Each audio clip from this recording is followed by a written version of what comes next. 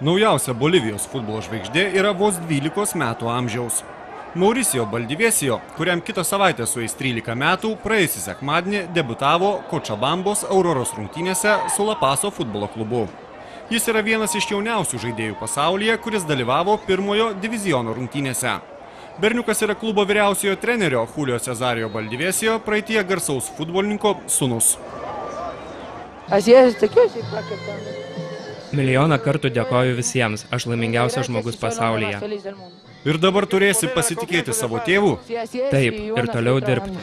80-ąją rungtynių minutę jaunasis Baldivieso pakilo nuo atsarginių suolelio ir išbėgo į aikštę. Rungtynių pabaigoje jam pakišo koją vienas iš priešininkų. 12-metis parkrito aikštelėje ir pradėjo verkti. Jo treneris ir tėvas sakė, kad La Paso futbolo klubo žaidėjo sukeltas incidentas buvo nusikaltimas. Nepaisant ašarų, tėvas didžiuojasi savo sūnumi. Mes pasistengsime suteikti jam visus gerus dalykus, kurių jis nori. Pačius geriausius pasaulyje. Aš labai didžiuojuosi ir esu laimingas.